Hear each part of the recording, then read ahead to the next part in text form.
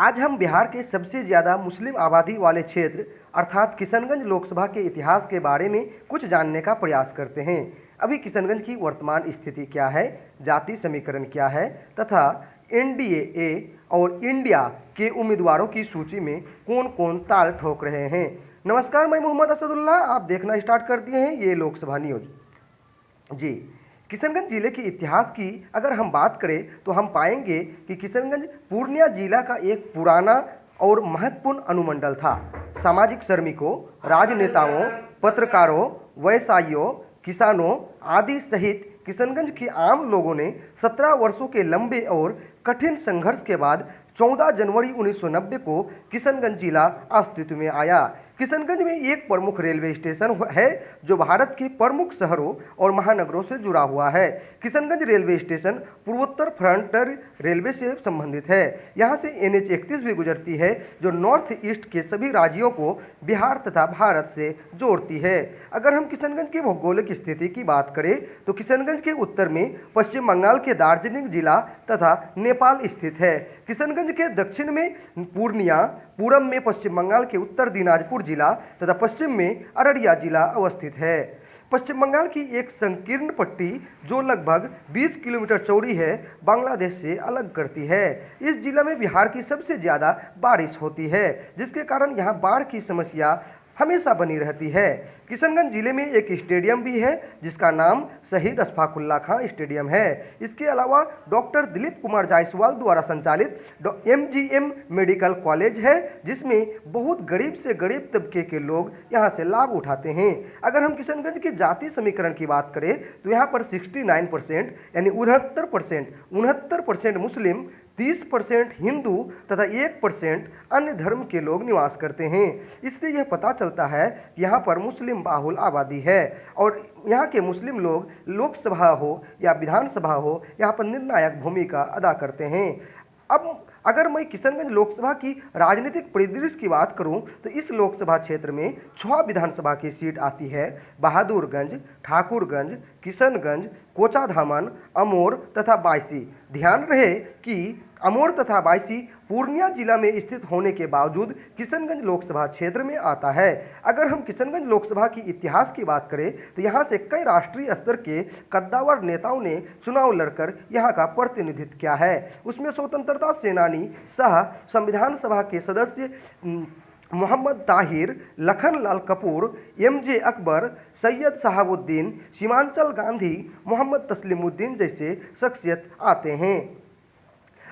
आज़ादी के बाद देश में पहला आम चुनाव 1952 में हुआ था, किंतु 1952 में किशनगंज लोकसभा क्षेत्र अस्तित्व में नहीं आया था। 1957 में दूसरी लोकसभा में यहाँ ये किशनगंज क्षेत्र अस्तित्व में आया। इसमें प्रथम बार स्वतंत्रता सेनानी और संविधान सभा के सदस्य मोहम्मद ताहिर ने प्रथम बार सांसद बनने का गौरव प्राप्त किया। हम बताते चले कि मोहम्मद ताहिर का जन्म पूर्णिया जिले के कस्बा प्रखंड में स्थित हुआ था।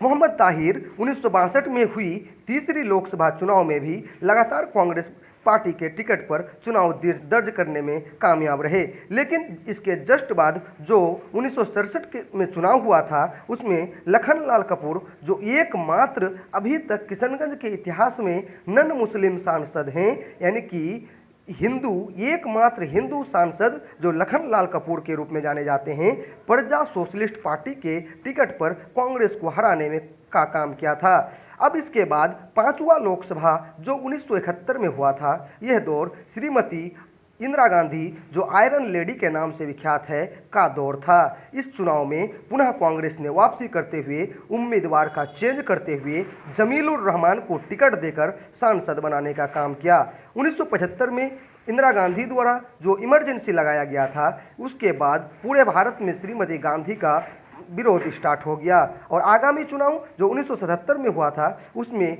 JP लहर यानी जयप्रकाश नारायण के लहर के कारण पूरे देश में जनता पार्टी की सरकार बनी और कांग्रेस की करारी हार हुई, जिसके फलस्वरूप किशनगंज में भी कांग्रेस को जनता पार्टी के हाथों हार का सामना करना पड़ा।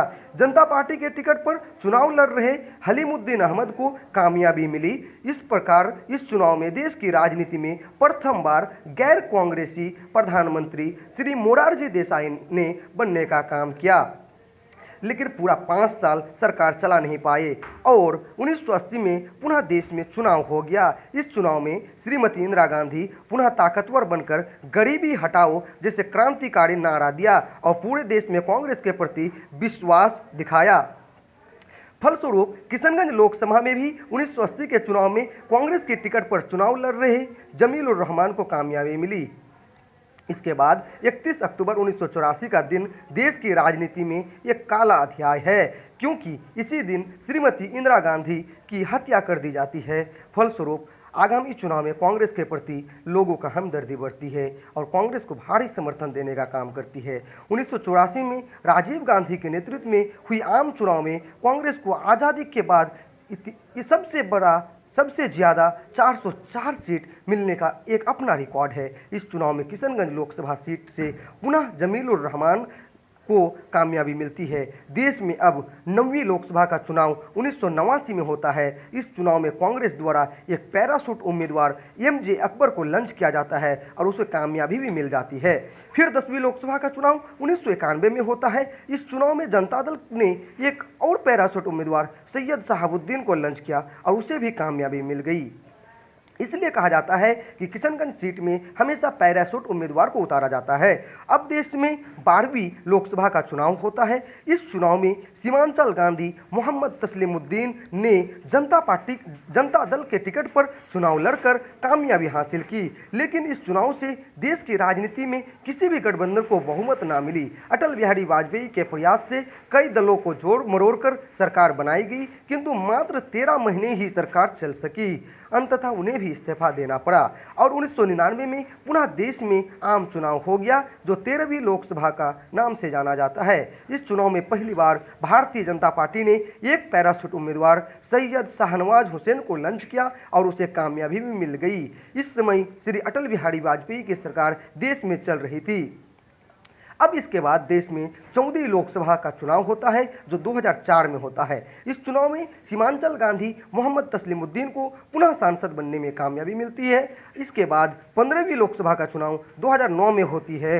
इस चुनाव में जमीयत उलेमा हिंद के पूर्व प्रदेश अध्यक्ष एवं all India Muslim personal law के सदस्य मौलाना असरारुल हक कासमी ने जीत का परचम लहराया। अपनी जीत का परचम लहराते हुए पुनः 16वीं लोकसभा चुनाव 2014 में भी मौलाना को कांग्रेस के टिकट पर कामयाबी मिलती है।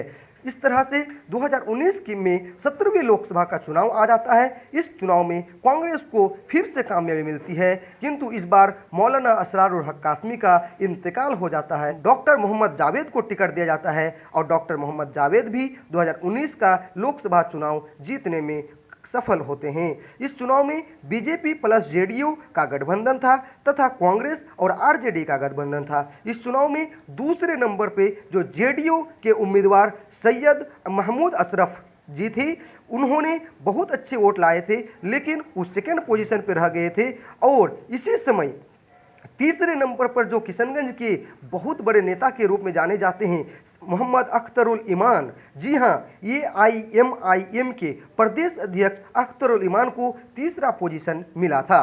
अब हम 2024 को 18वीं लोकसभा चुनाव की अगर बात करें तो परिस्थिति बिल्कुल भी बदल गया है। इस चुनाव में जेडीयू, आरजेडी और कांग्रेस का महागठबंधन है, जो इंडिया के नाम से जाना जाता है।